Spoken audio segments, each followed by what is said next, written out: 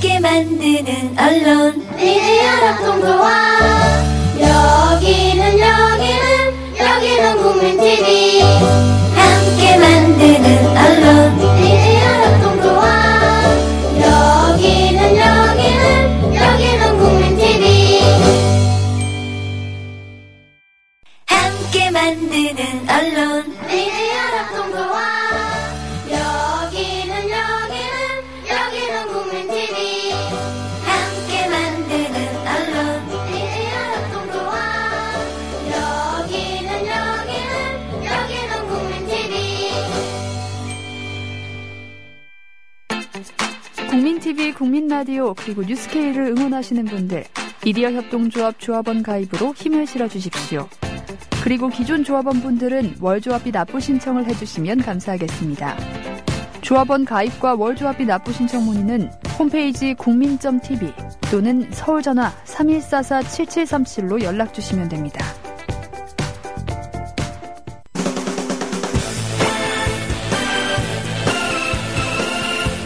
예비군, 민방위 훈련장 같은 안보 특강은 가라.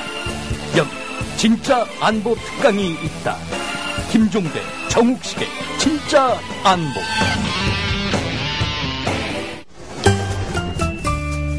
귀로만 듣던 국민TV의 팟캐스트를 이제 보이는 라디오로 시작합니다. 국민TV 광고를 모집합니다.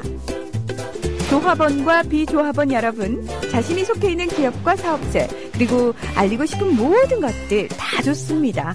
광고를 원하시는 분은 신청해주세요.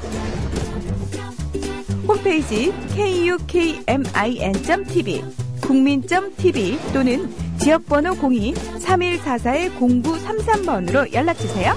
여러분의 많은 참여 바랍니다.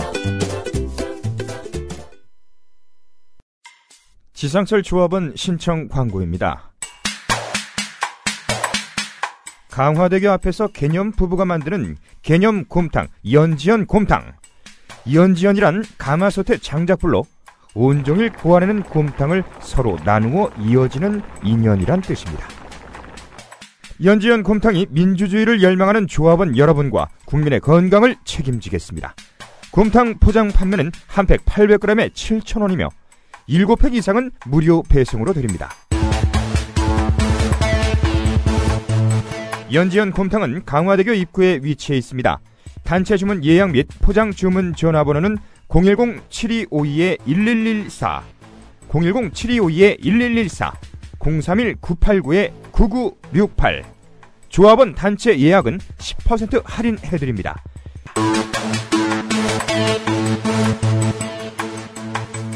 포장 판매 금액의 10%는 국민TV 후원금으로 쓰입니다. 주 기자님, 지난 주말에 콘도 다녀왔는데 진짜 좋았대. 주 기자님은 콘도 회원권도 갖고 있나 봐요? 부럽다. 이번에 회원권 114 거래소에 의뢰해서 싸게 구입했다는데? 콘도 회원권은 비싸지 않아요? 회원권인데? 근데 이 콘도 회원권이라고 다 비싼 게 아닌가 봐. 회원권 114에 알아보니까 종류도 많고 다양한 상품들 엄청 많던데? 그러면 우리도 봄 여행 한번 알아볼까요? 콘도는 회원권 114에서 구입하고요. 02-544-6114번 02-544-6114번 회원권 114는 인터넷과 모바일 앱에서도 검색할 수 있습니다. 콘도 회원권 거래는 회원권 114 02-544-6114번으로 바로 전화해보세요. 네, 청취자 여러분들 안녕하십니까? 그리고 시청자 여러분들 안녕하십니까? 보이는 라디오 진짜 안보 8회편 시작하도록 하겠습니다. 오늘은 특별히 생방송, 라이브로 진행하고 있습니다. 네. 역시 방송의 묘미는 생방송에 있지 않습니까? 그래야 잘 돌아가요. 예. 이거 뭐 편집하고 이래 되면 벌써 늘어진다고. 네. 박진감 있게 가려면 방송은 역시 생방송이 네. 최고예요. 오늘 김종대 편장님 눈빛 자체가 좀 예전과 좀 다른 것 같아요. 그러니까 이제서야 전쟁터 나온 군인 같잖아요. 우리가 이게 그동안은 교육 훈련만 한 거고 오늘은 실전이다. 실전에 나온 거예요. 이게. 오늘 뭐 실전의 자세로 이제 오늘 우리가 방송에 임하겠습니다만 그 실전을 방불케 하는 아주 또 뜨거운 주제를 가지고 오늘 뭐 들고 나왔습니다.만 오늘 요즘 일단 좀 날씨가 굉장히 무덥습니다. 더워요. 연일 막 그 무더위가 계속되고 있고 짜증나요. 어떻게 뭐 짜증나기 굉장히 쉬운 요즘은 날씨이고 또 한국의 뭐 정치적인 상황, 또 경제적인 상황도 굉장히 좀 인상을 많이 쓰게 하는데 제가 그 일요일 날, 그러니까 5월 24일 날 그 임진각에 갔었습니다. 그 20개월 된 그 아들놈이랑 같이 임진각에 갔는데 거기에 이제 그 위민스 크로스 DMZ라고 세계 여성 평화 활동가들이 이제 북에서 남으로 DMZ를 가로질러서 이제 도보로 건너오는 이런 행사가 있지 않았습니까? 거기에 이제 명예 대회장을 맡고 계신 글로리아 스테이넘이라고 아주 미국의 저명한 여성 운동가이신데 그분이 영어로 그 연설을 하시는데 제 한마디 귀에 딱 그 박힌 말씀이 한마디 있었어요. 웃음은 정신적 오르가즘이다. 이런 말씀을 하셨어요. 그 말 한번 참 재밌게 하시네요. 그래서 그분의 그 말씀이 있는 것처럼 날씨가 굉장히 무덥고 여러 가지 뭐 나라 안팎에 짜증나는 일도 많이 있겠습니다만 이럴 때 우리가 많이 웃음으로써 또 이 짜증을 이겨낼 수 있는 이것이 또 우리가 또 행복을 하는 비결 아니겠습니까? 살아야지. 뭐 저기 그 세상 돌아가는 거 마음에 안 든다고 그거 괜히 뭐 이렇게 우리도 짜증내고 말이지 의기소침하면 그건 통치자들이 바라는 거예요. 우린 더 잘 살아야 돼. 아니 그 요즘 어때 좀 들으시는 소식 중에 좀 짜증나는 뉴스 이런 것들이 좀 있었나요? 참 짜증나는 거 많았어요. 그런데 그래도 웃자고 하는 얘기입니다. 군대 갔다 온 국무총리 하나 임명하기가 이렇게 어렵나? 병역 필자 총리 하나 임명하는 게. 아니 대한민국 남자면 다 군대를 갔다 오는 것으로 우리가 상식적으로 알고 있는데. 국정의 2인자라고, 이제 지금 1인자는 이제 여성이니까 뭐 할 수 없는 문제라고 어쩔 하더라도. 수 없다 치더라도. 국무총리가로 되시려고 하는 분이 군대를 계속 안 갔다 온 분들이 계속 지명되고 있는 건가요? 갔다 오신 분은 있었죠. 요전에 한 분 계셨어요. 내가 누구라고는 얘기 안 하겠는데, 그분은 군대 생활을 장교로 하는 동안 거의 학교에 가서 석사학위를 땄으니까. 그러니까 얼마나 편한 거지. 꽃보직이지. 이것만 해도 그쪽 지금 보수 정부 수준에서는 양호한 편입니다. 이것도 청문회 때 논란이 됐지만 지금 황교안 총리 후보자는 제가 보기에 아주 악의적이에요. 징병검사 3번 연기하고 만성 두드러기로 면제를 받았습니다. 겉으로 보기 화면에 비칠 때는 굉장히 피부가 고우신 것 같은데. 아주 뽀시시한 게 굉장히 피부 좋으셔요. 그런데 만성 두드러기라는 거나 이제까지 한 390만 명 그때부터 지금까지 징병검사 받은 사람 중에 면제자가 4사람밖에 안 나왔거든요. 390만 명 중에 4명이면 그러니까 거의 90만 분의 1. 그런데 대부분 완치됩니다. 대부분 완치되는 거예요. 이게 고3 같이 이렇게 스트레스 많이 받는 애들이 걸리는데 대학 가면 대부분 완치된다고. 그런데 이분이 좀 군대 가려고 하니까 스트레스를 많이 받아서 그런 병이 생겼는 모양이네요.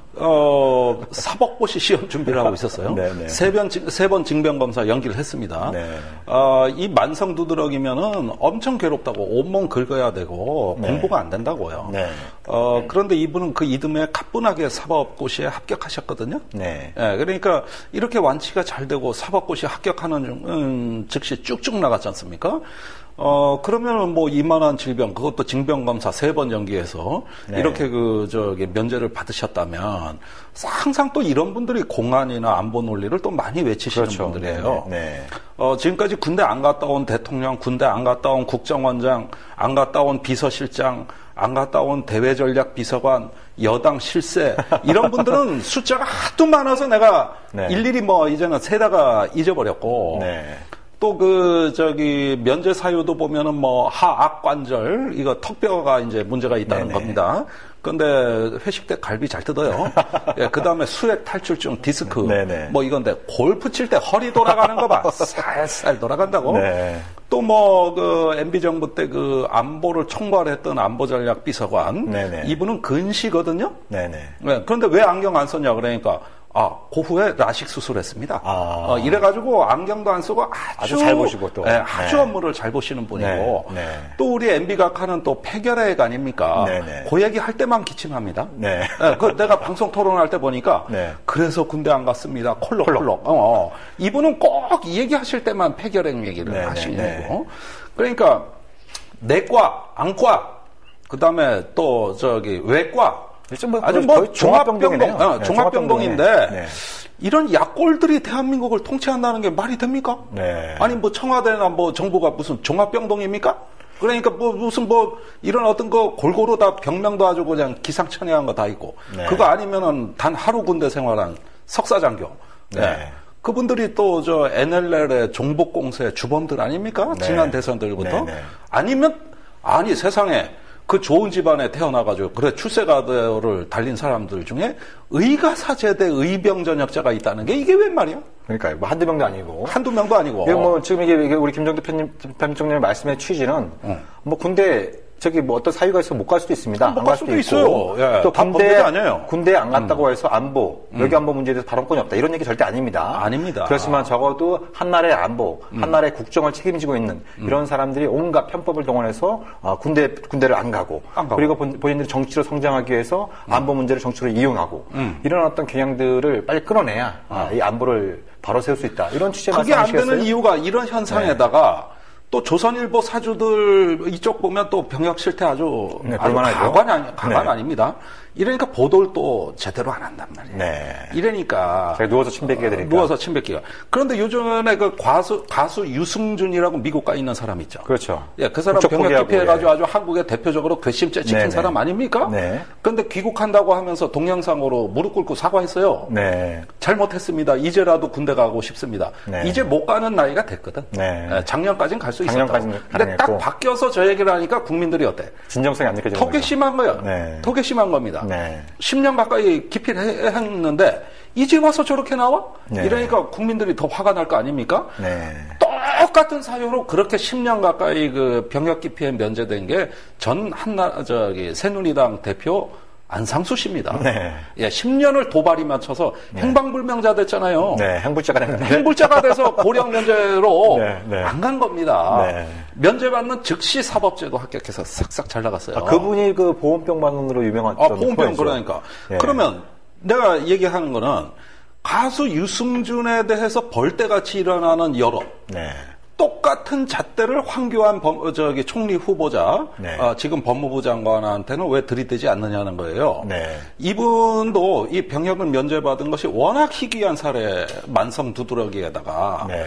계속해서 그 병역을 연기하면서 그런 중증 환자가 군대도 못 갈 사람이 어떻게 사법고시는 그렇게 너끈하게 합격을 했으며 네. 이런 것들이 전후 과정에 우리는 답을 듣고 싶은 겁니다. 네. 유승준은 안 되는데 황교안은 된다는 네. 이런 어떤 그 근거. 네. 그다음에 왜 꼭 군대 주로 안 갔거나 네. 아니면 군대 가서도 특혜를 많이 받으신 분들이 주로 이 나라의 국가안보와 공안의 논리의 앞잡이가 되고 그걸 전파하는 네. 예, 이런 어떤 그 역설적인 현상을 우리가 이해해야 할 수 있는 방법이 뭐냐 이게. 네. 그분들은 말을 안 하시니까. 네. 이 군대 안 갔다 오신 분들은 전쟁을 마치 동물 사냥하는 걸로 알고 계셔. 네. 그 전쟁을 간단하게 알아버리는 겁니다. 그래서 이 군대와 전쟁의 본질에 대한 감수성이 떨어지시는 분들이 네. 주로 국가안보를 상업적으로 더 이용해 먹는다든가 네. 아니면 이걸 국내 정치에 활용한다든가 괜히 다 국가안보 별 이상 없는데 갑자기 공안 논리들에 대해서 마녀사냥한다든가 네. 이런 논리를 더 앞서서 전파하시는 이유가 도대체 뭐냐 이게.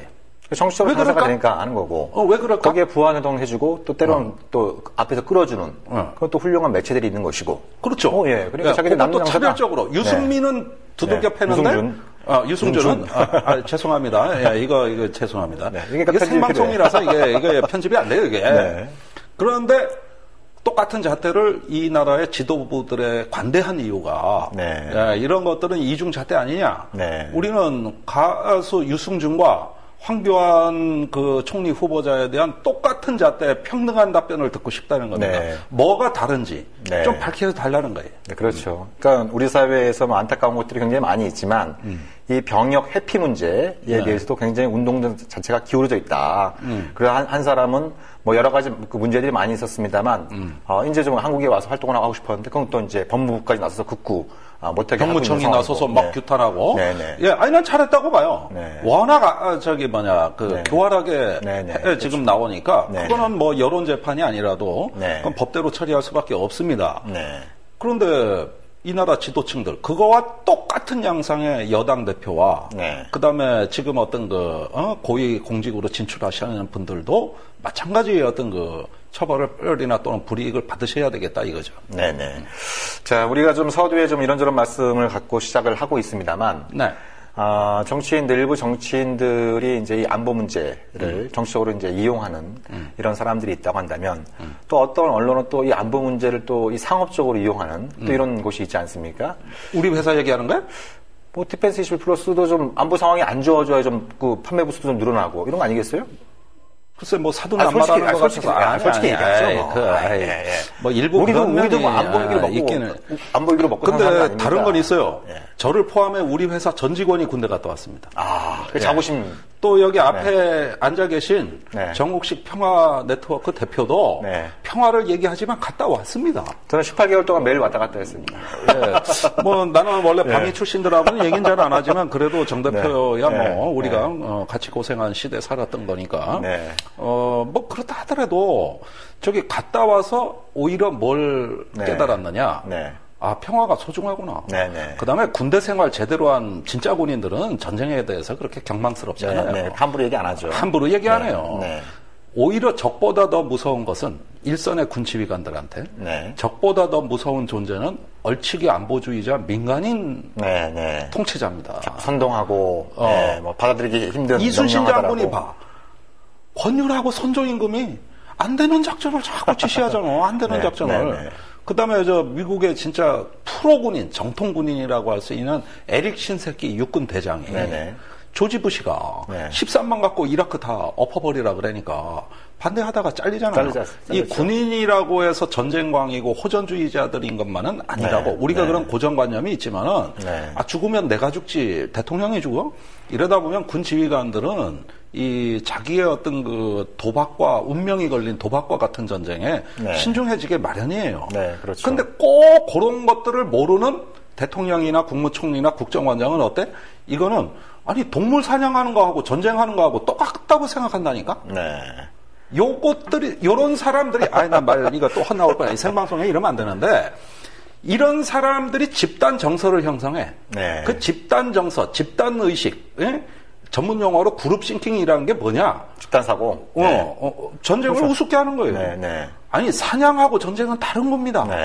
전쟁은 불확실하고 모든 것이 위험한 어떤 그런데 도박과 같은 운명을 거는 거 이게 전쟁이고 사냥은 그런 게 없는 거예요. 그러니까 뭐 우리가 이 전쟁 문제 뭐 일부 언론에서는 전쟁 불가능증, 안보 불가능증에 대해서 이제 질타하는 목소리들도 나옵니다만, 근데 뭐 몇 분의 장군 얘기 나와서 좀 궁금해서 여쭤보는데 그 명저 위기의 장군들 어떻게 잘 나가고 있습니까?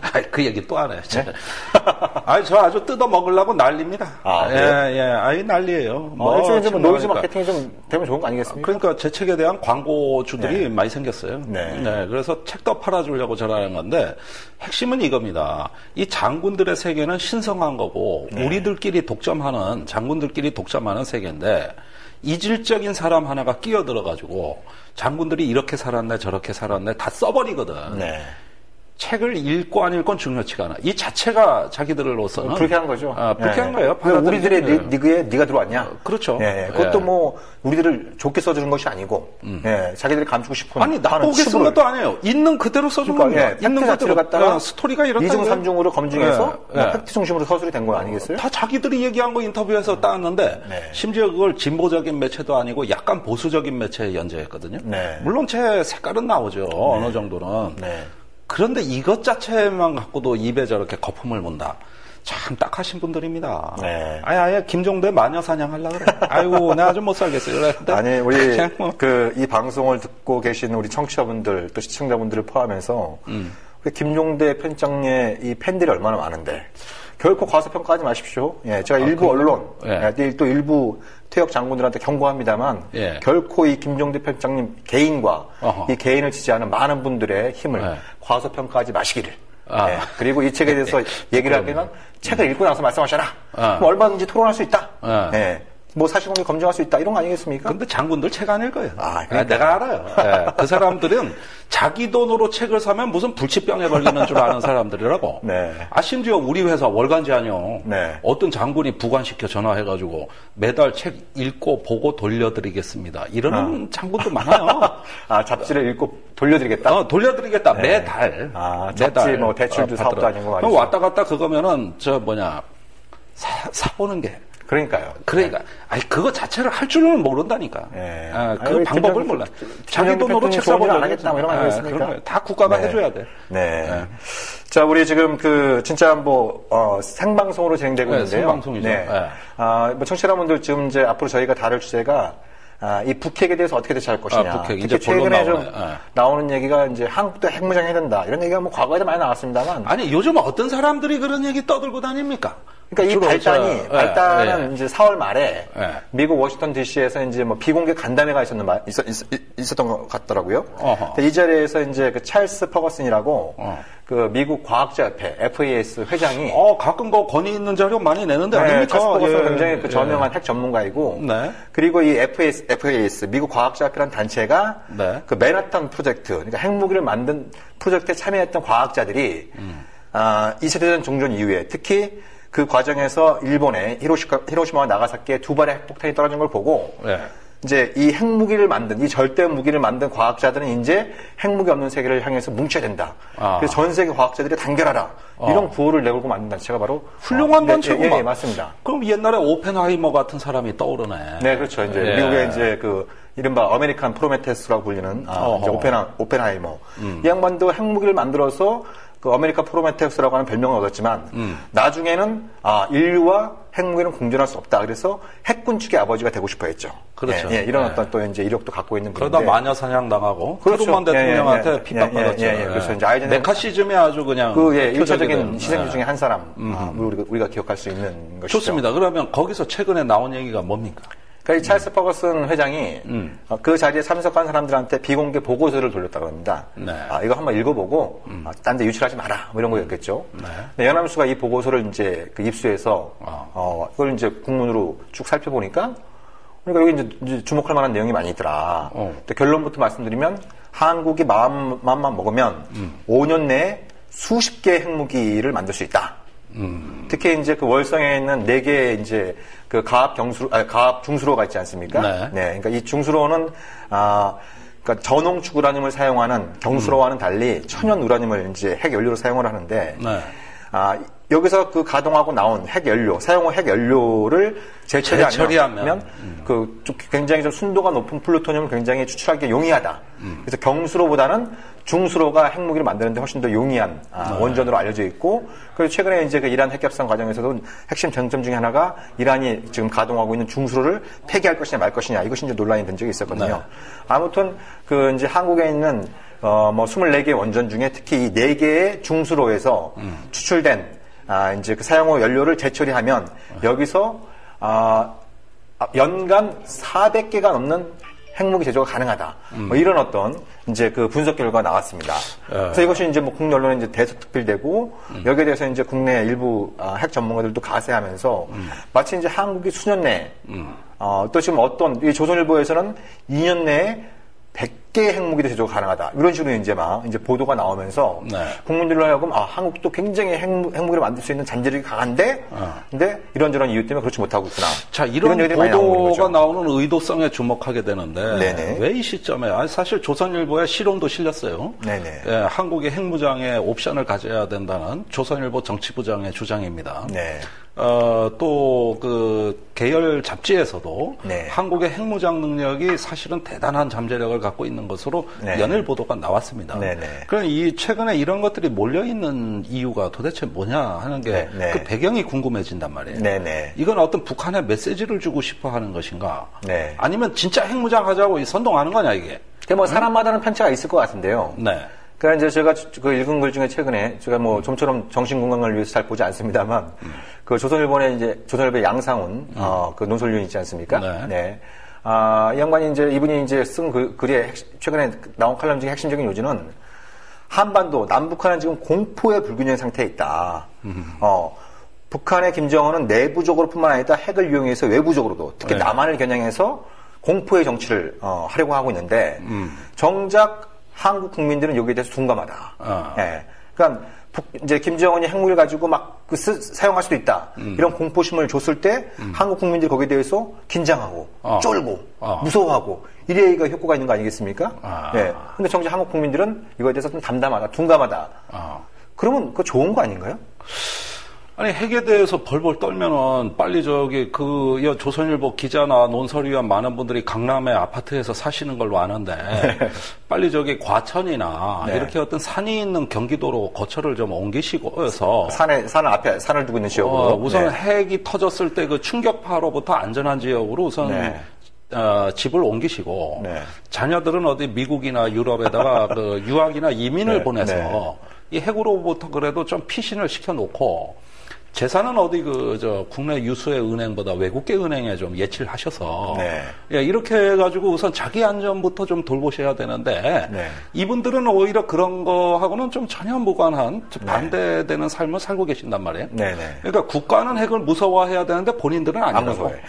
그거 아니라고. 예, 예. 그럼 이민가지 여기서 왜 살아? 그러니까요. 그다음에 예. 강남의 땅값은 왜 올라? 서울에 이 모여드는 인구 이거 왜 이러는 거야? 이거 네, 도대체. 핵 떨어지면 400만 명 죽는다는데 더 모여들잖아요. 그러니까요. 그러니까 조선일보가 핵에 대해 이렇게 둔감하냐. 네. 이렇게 얘기할 수 있는 거지. 자기들이야 어떻게 사는지. 그냥 안 무섭게 살지만. 네. 그래가지고 어디 지하 대피 시설이라도 평소에 눈여겨봐 두든가 그러면은. 네. 네. 그렇게 둔감 안에서 이만큼 유지되는 국가인데. 네. 그래서 부동산 경기 활성화하겠다고 정부 시책 연일 그런 거 나오는 건데. 네. 이렇게 경제 위주로 가는데. 네. 그러면 핵전쟁의 한 복판에서 어떻게 하자는 얘기입니까 이게? 그러니까 이걸 무서워서 어떻게 그러면은 다 바뀌어야 되잖아요. 이 양상원 위원의 그 주장이 재밌는 게요. 네. 제가 이분의 칼럼이 한 3개월 전에 나온 칼럼이 있었는데 그 칼럼 제목이 이제 핵에는, 그러니까 북핵에는 비핵, 그러니까 최첨단 재래식 전력으로 군사력으로 맞설 수 있는 자신감을 가져야 된다. 이런 요지의 글을 썼는데 그 핵심적인 요지는 미국의 미사일 방어 체제, 미국의 MD가 놀라울 만한 95%에 달하는 놀라울 만한 요격률을 보이고 있으니까 그게 다 뻥이라는 건 우리가 여러 번 얘기했어요. 그러니까 이미 여러 번 얘기했어요. 다 뻥입니다, 그거. 그래서 이제 북한이 핵미사일을 써봐야 다 중간에 요격할 테니까 그 핵무기를 갖다가 무용지물로 만들자. 그런 만들 수 있다라고 하면 자신감을 갖자. 그럼 안보 문제 다 해결됐네? 그렇죠. 근데 이제 걸리는 게 있는 거죠. 왜? 네.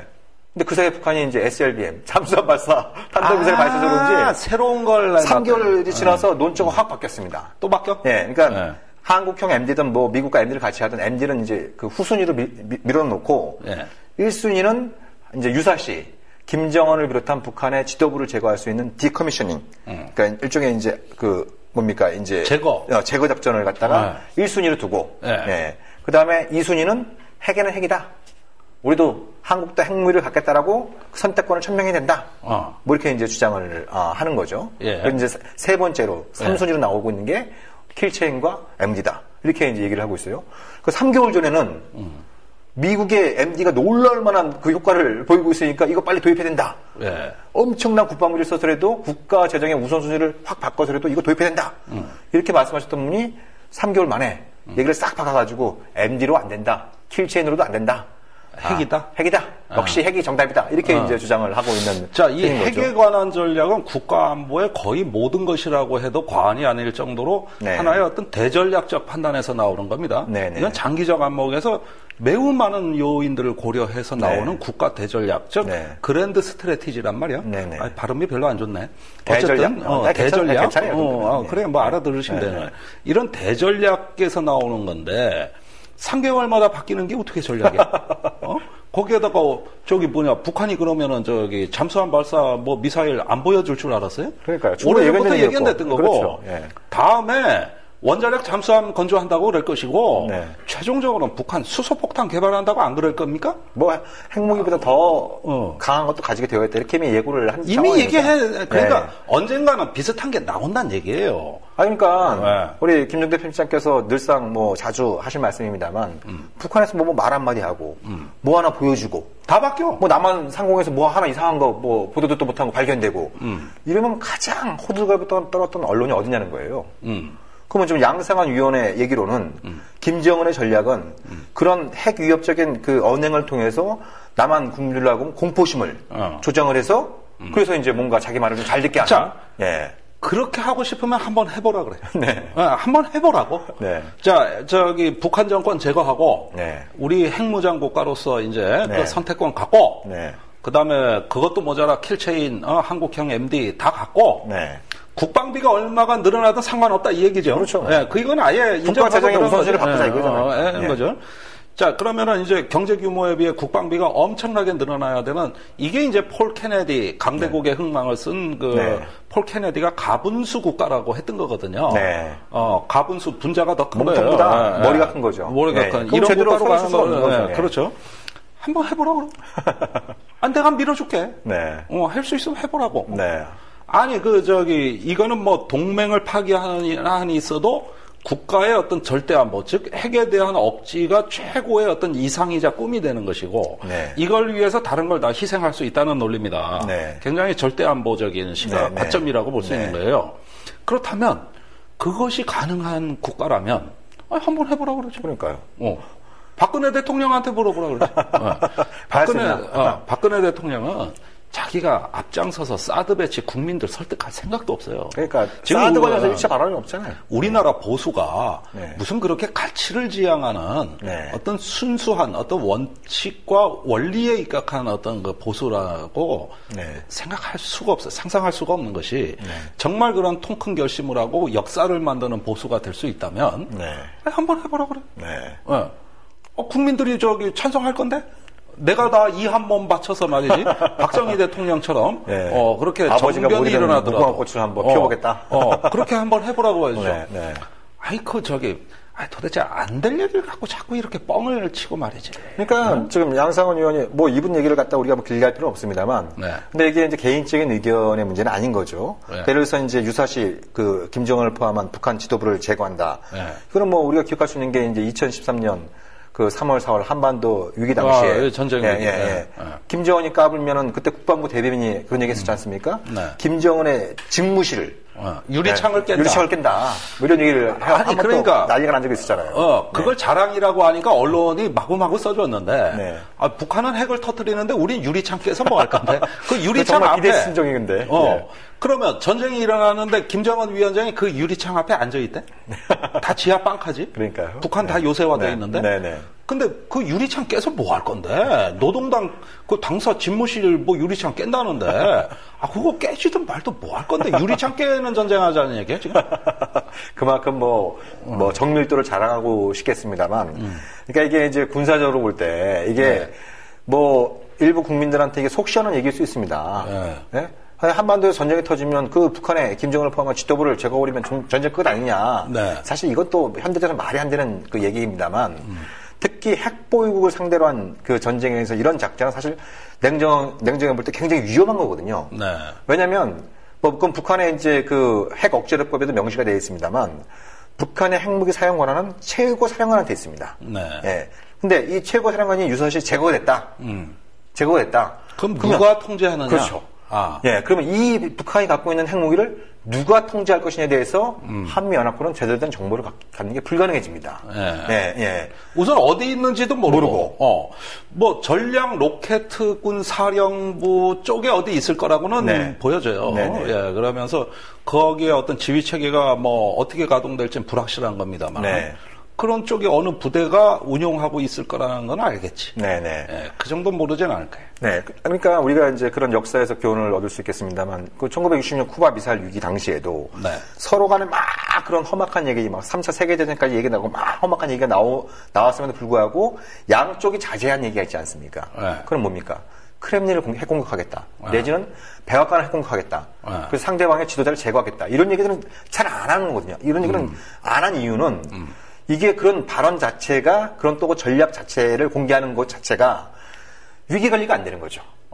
위기 관리가 안 되는. 뭐 이런 어떤 상황이기 때문에 오히려 상대방이 필요한 거지. 그렇죠. 통제 관리라는 관점에서 그런 것이죠. 누가 통제하고 있는지 확실을 알고 있어야 네. 유사시에 이게 더 큰 피해, 더 큰 재앙적인 결과를 낳지 않도록 우리가 일말의 어떤 그런 희망을 가질 수 있는 부분들이 있을 텐데 이게 뭐 개전하면 제거해야 된다 이런 식의 얘기는 속 시원하게 들릴 수 있을지 모르겠습니다만 굉장히 뭐 지금 현 상황에서도 위험한 양측의 인식을 심을 수 있는 것이고 뭐 그런 상황이 발생해서 안 되겠습니다만 유사시에는 이 통제하기 힘든 이런 상황이 이제 벌어질 수 있는 거죠. 흥미로운 관점인데 결국은 이제 그 우리가 전쟁, 전투라는 관점도 있지만 사실은 위기 자체를 관리한다는 관점에서 보면은 어떻게 보면은 그 상대방이 비이성적인 집단이 되는 그런 것들이 우리가 우려 사항이 되는 것이죠.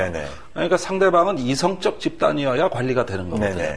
근데 이런 어떤 지휘 체계가 흔들리고 뿌리채 국가의 존립이 이제 무너질 시스템이 마비되는 순간이 되게 되면은 상대방을 이성적 존재로 우리가 인정할 수가 없게 됩니다. 그렇다면 우리 전략도 이제 따라서 혼란에 빠지는 거겠죠. 굉장히 흥미로운 관점인데 그렇다면 이런 어떤 그 북에 대해서 그 이런 식의 어떤 발언이 언론을 통해서 나온다는 것은 이 자체의 실현 가능성보다도 당장 북한의 어떤 공포를 강요하겠다는 그렇죠. 그러면서 좀 주도권을 갖고 싶다는 이런 보수 세력의 좀 어떤 그 잠재된 의도가 이번에 활자화된 거 아닌가 그러니까 이런 생각이. 지금 북한이 핵무기를 개발한 이후에 보수 쪽에서 이제 굉장히 많이 나온 얘기 중에 하나가 공포의 불균형 아닙니까?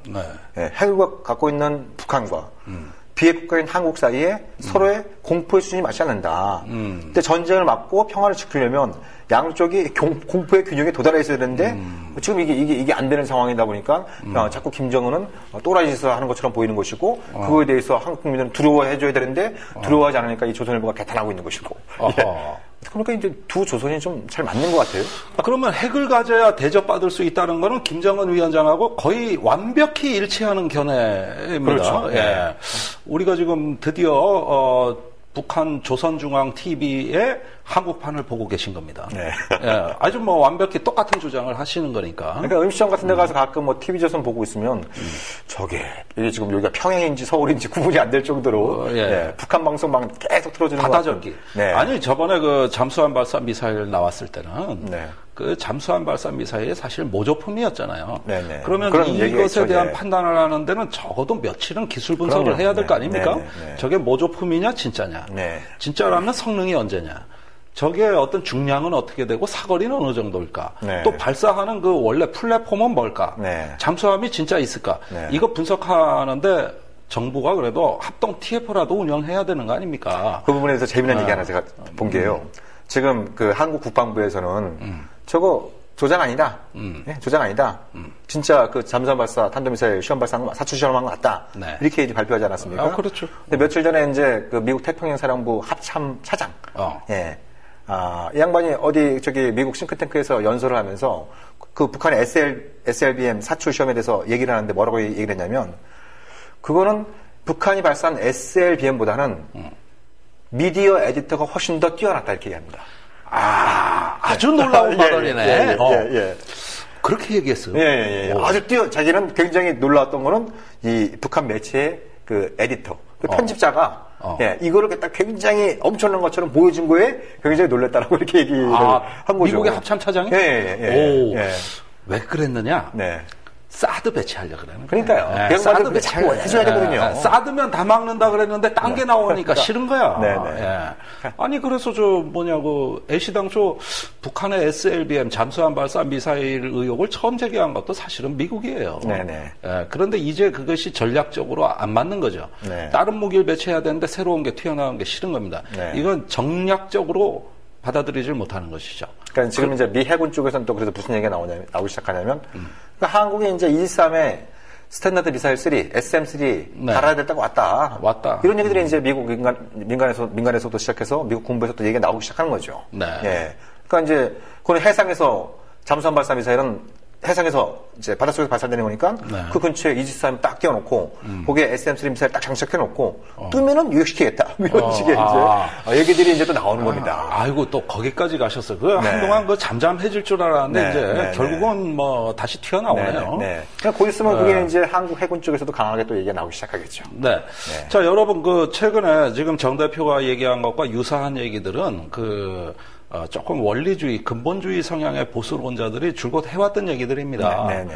대표적으로 그 조갑재 씨 같은 경우는 미국에 가서 한국 대통령이 NPT 국제 핵 확산 금지 조약 탈퇴를 선언하고 어떤 우리 한국의 독자적인 핵무장에 대해서 국민 투표로 의사를 물어서 그래서 어떤 핵무장의 길로 가야 된다는 겁니다. 이거는 동맹이 어느 정도 이완되고 국제규범에 어긋나도 상관없다는 얘기입니다. 이런 얘기를 이미 그렇죠. 이것도 뭐 TV 조선에 나와서 주로 계속 반복해서 했던 얘기고요. 정몽준 의원도 전 의원입니다만 이제 2년 전에 전에 뭐 한나라당 대표까지 지내셨죠. 워싱턴 가서 이제 이건 공개 강연으로 했어요. 국민들이 허리띠를 졸라매서라도 역사적인 결단을 내려야 된다. 재산이 많은 분들은 그렇게 허리띠를 졸라매도 해도 충분히 평생 대대손손 먹고 살 재산이 있겠습니다만 우리 국민들은 자 이걸 한번 봅시다. 내가 옛날 얘기를 조금 해야 되겠는데 요즘 TV에 징비록 아주 장안의 화제 아닙니까? 임진왜란은 다 아주 연속곡 그거 아주 국민들 시선을 다 잡고 있어요. 근데 서해 유성룡이 징비록의 제일 첫 번째 페이지에서 했던 얘기가 뭔지 아십니까? 뭐였죠? 200년 전에 신숙주가 해동 제국기를 썼던 그 변절자로 알려졌던 신숙주가 죽을 때가 됐어요. 그러니까 임금 성종이 묻습니다. 경이 마지막으로 나한테 할 얘기는 없는가? 그러니까 일본과 실화하지 마십시오. 실화. 그러니까 화합을 깨지 마시고 반드시 관계 유지를 하셔야 됩니다. 왜? 일본의 국내 돌아가는 정치 군사적인 동향을 면밀하게 우리가 관찰해야 돼요. 그렇죠. 그러면서 저 나라가 언젠가 조선에 어떤 의미가 될지를 지금부터 반드시 관찰해야 되는데 죽기 전에 남긴 말 한마디가 있다면 바로 일본과 실화하지 마십시오. 그리고 200년 후에 임진왜란이 일어납니다. 그렇죠. 그런데 유성룡이 후에 그 징비록을 쓰면서 이런 신숙주의 충고를 우리 조선이 받아들이지 못한 것이 천추의 한이라 그랬던 거예요. 그러니까 결국은 뭡니까? 그 뒤에 성종 임금이 한동안은 사신을 보내다가 또 끊어졌어요. 지금 남북 관계 같이 된 겁니다. 그렇죠. 조선과 일본의 관계가. 그러니까 어떻게 돌아가는지 모르는 거야. 그래서 다가오는 위험을 깨닫지 못한 것이죠. 그랬었죠. 지금 북한이 그렇게 두렵다면 북한이 언젠가 핵무기를 서울 상공에 터뜨릴지 모른다고 한다면 지금 북한과 관계를 유지해야 됩니다. 이걸 나중에 명심하지 못했다가 상당히 어려운 처지에 빠질 수도 있다는 것이 징비록의 교훈입니다.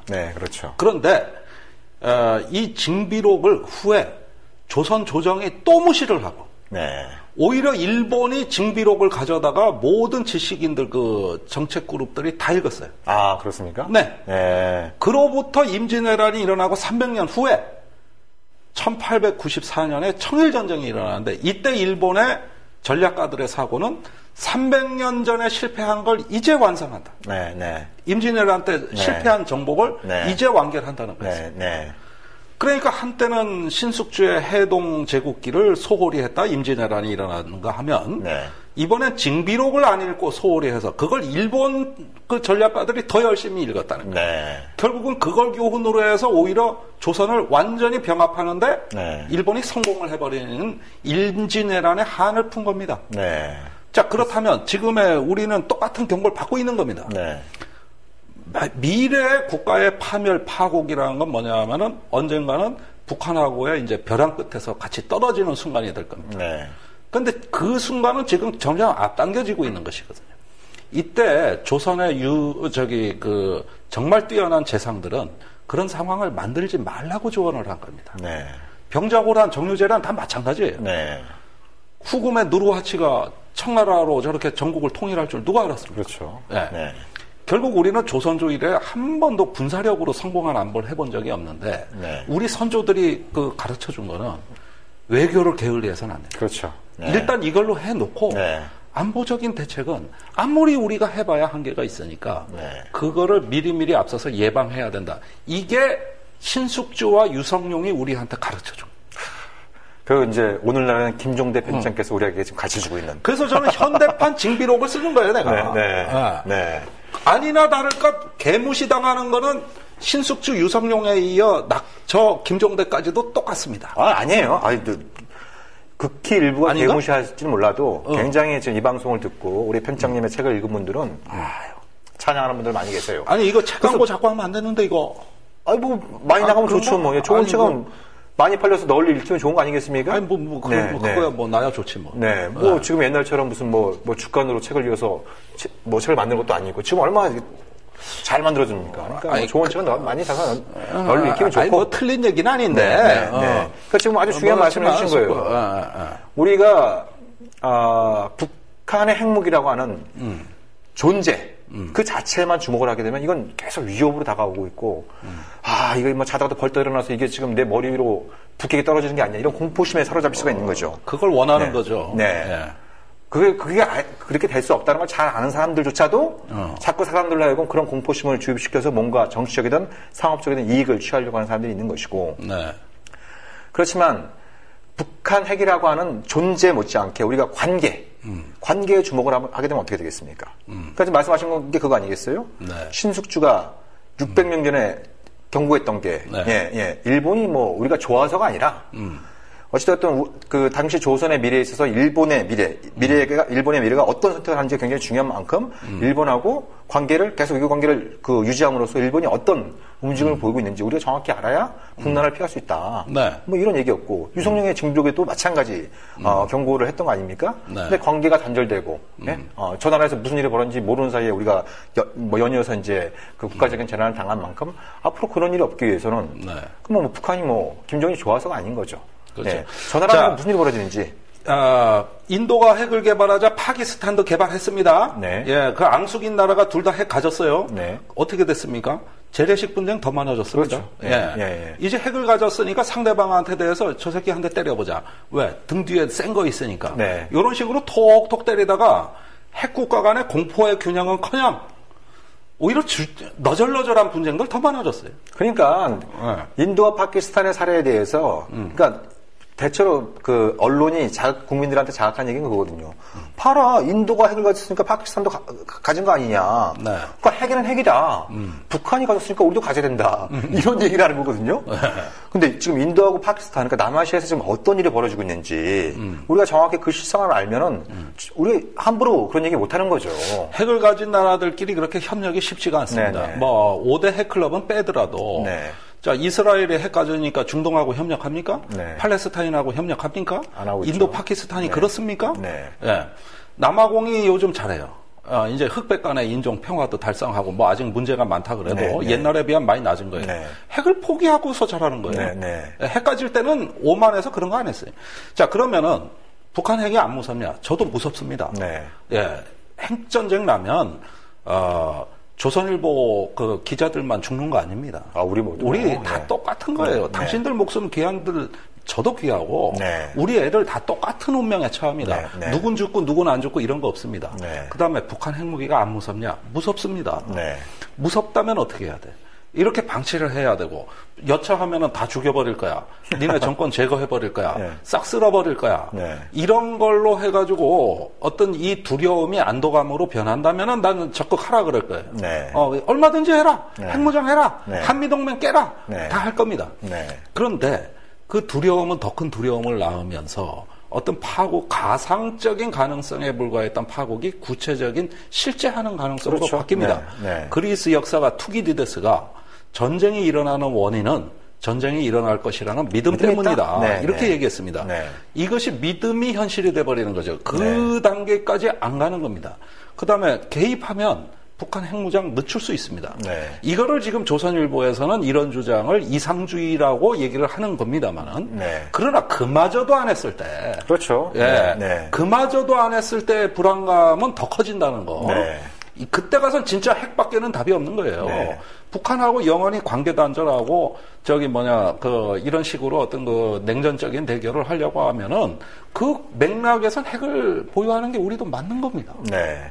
그러나 그 어려운 길로 가기 전에 다른 길이 있다면 알아봐야 되는 거거든요. 그렇죠. 알아봐야 되는 거거든요. 네, 그렇죠. 네. 안 하는 것보단 100배 낫습니다. 네. 이것이 성공한다고 나는 보장 안 해요. 육자회담이 북한을 비핵화했다고 저도 말 안 합니다. 네. 그러나 안 한 것보다는 100배 낫습니다. 그러니까 우리가 역사를 통해서 볼 수 있는 게 지금 뭐 육자회담이 열린 지가 이제 12년이 됐습니다만 지난 7년 동안은 뭐 완전히 문이 굳게 닫혀갖고 이제 회담 자체가 열리지 않고 있는 상황인데 육자회담이 진행될 때 북핵의 증강 상황 혹은 관리 상황 육자회담이 중단된 지난 7년 동안의 상황을 딱 비교해보면 딱 놓고 올려놓으면 대답은 자명해지는 거거든요, 결과는. 그런데 그러니까, 오늘날 조선일보가 얘기하는 것은 육자회담이건 남북관계 개선이건 이런 게 북한의 핵을 오히려 촉진했다고 얘기를 해버리니. 그러니까 그 근거를 얘기해주면 좋을 텐데. 그런 근거를 아니, 이런 사람 환장할 얘기가 어딨어? 네. 뭐 주장만 하는데. 이렇게 환장할 얘기가 어딨어? 네. 본인들은 그렇게 믿고 있다는데 뭐 어떻게. 자, 그럼 하지 마십시오. 네. 하지 말으라고.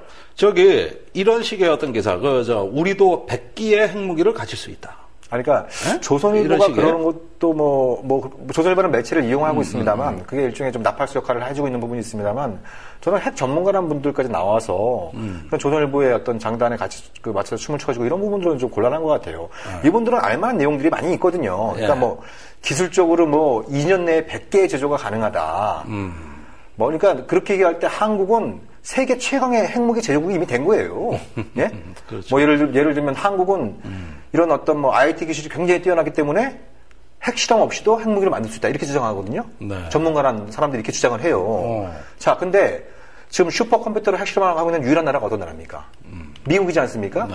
그러니까 컴퓨터를 이용한 모의 핵실험은 실제 핵실험을 많이 해서 그 데이터가 쌓여있는 걸 가지고 컴퓨터로 가동해서 그걸 굴려보는 거죠. 이렇게 돌리는 거거든요. 네.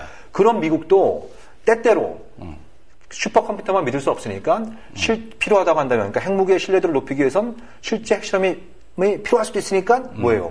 포괄 핵실험 금지 조약에 아직 가입도 안 하고 있습니다. 예. 그러니까 슈퍼컴퓨터로 유일하게 지금 핵실험을 하고 있는 미국도 여차하면 실제 핵실험을 하겠다고 핵실험 금지 조약에 가입을 안 하고 있는 상황인데 한 번도 그걸 해보지 않은 한국이 핵실험 없이 핵무기를 만들 수 있다. 그러니까 결심만 하면 우리도 핵보유 국가다. 이걸 자꾸 얘기하고 싶어하는 거고. 네. 이거 참 큰일입니다. 이게 남북한이 전부 이렇게 뻥도 보통 뻥이 아니죠.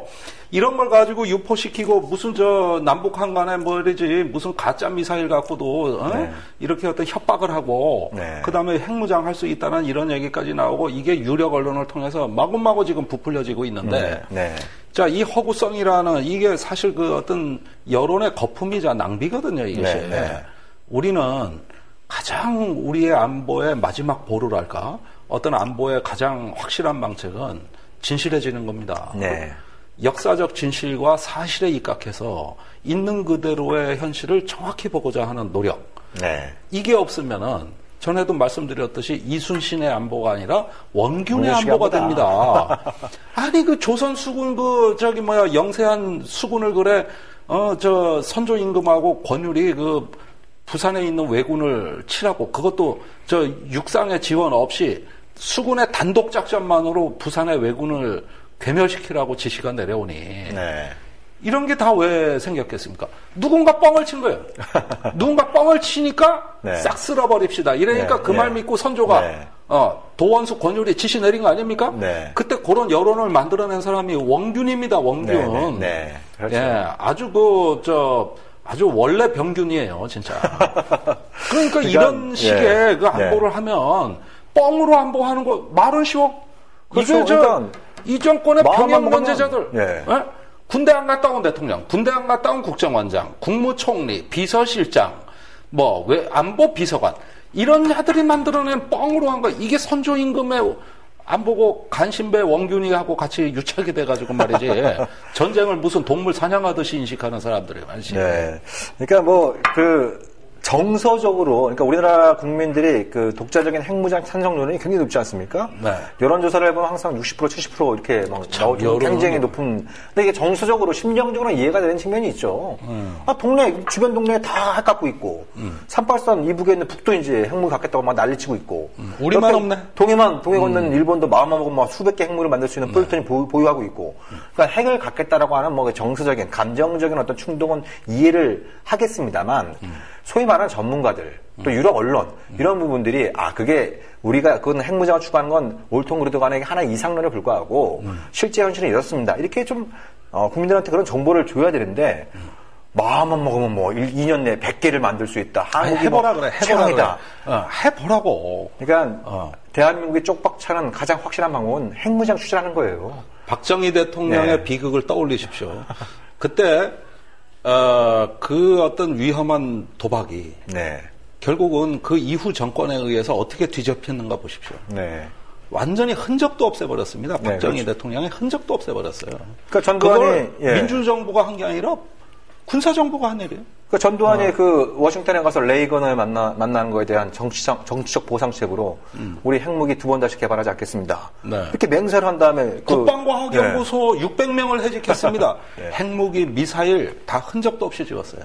아니 뭐 모조리 다 해직시켰으니까. 자, 그러면은 그 박정희 대통령이 그 핵무기 개발한 거 미국의 안보 지원을 못 믿겠다 그런 건데 미국이 안보 지원을 끊어버릴 수도 있다고 박정희 대통령을 협박한 이유는 정치적인 이유 때문이었어요. 왜 유신 독재하고 왜 긴급조치 선포하고 이래가지고 리퍼트 대사가 병석에서 읽었다는 그 돈 오버 더 퍼 교수의 투 코리아스에는 이 내막이 자세히 나와요. 박근혜 대통령은 그 책을 안 읽었기 때문에 뭣도 모르고 문병을 간 거지만, 문병 올 때까지도 그 책 읽고 있었어요. 그 책 읽어보면 일부가 전부, 이래서 그랬던 거야? 그러니까 미국이 그 반항 감정을 가진 이유는 독재 때문이었고, 카터 대통령은 안보 지원을 끊어버리겠다고 협박을 한 겁니다. 그러니까 핵을 개발하겠다고 한 거예요. 박정희는. 그렇다면 이렇게 이어지는 과정이 오버 더 퍼 교수가 말하고 싶었던 내용인데. 그렇죠. 그것이 역사적 진실인데, 이게 지금 와가지고 그걸 제안한다는 건 뭡니까? 국내 정치에서는 과거의 권위주의적 통치가 부활하고 이렇게 되는 거 아니에요? 같이 쌍으로 가요, 쌍둥이로. 그러니까 박근혜 대통령이 곧 있으면 이제 워싱턴을 방문해서 버락 오바마 미국 대통령과 정상회담을 할 예정이지 않습니까? 그래서 이제 이 방송 그 마무리 말씀으로 우리 대통령께 좀 그 당부의 말씀을 좀 부탁의 말씀을 드리고 싶은 것은 그 가시면서 투코리아즈 그 원서를 읽으면 원서를 읽기 힘드시면 번역 잘 돼 있어요. 번역 잘 돼 있으니까 번역서 읽으시고 그 내용에 대해서 오바마 대통령한테 좀 설명도 해주고 그리고 대통령이 사인해가지고 오바마 대통령도 좀 선물해 주시고 이러면서 뭔가 좀 케미칼을 일으킬 수 있는 역시 뭐 공허한 얘기가 되겠습니다만 아무튼 그 뭐 핵무장을 해야 된다 이런 그 주장에 대해서 정서적으로 이해되는 측면이 있습니다만 이건 정말 만국으로 가는 지름길이다. 그렇기 때문에 우리가 현실을 직시하면서 그리고 지금까지 제대로 해보지 못한 외교로 승부를 거는 것이 대한민국이 살 길이다. 그게 오늘 방송의 클로징 멘트가 됩니다. 동의하시죠? 징비록만 읽어도 알 수 있는 진실입니다. 자, 오늘 그 진짜 안보 생방송으로 꾸며봤는데요. 저희 진짜 안보 다음 주에도 알찬 내용을 가지고 여러분들 찾아뵙도록 하겠습니다. 생방송 하니 재밌네. 고맙습니다.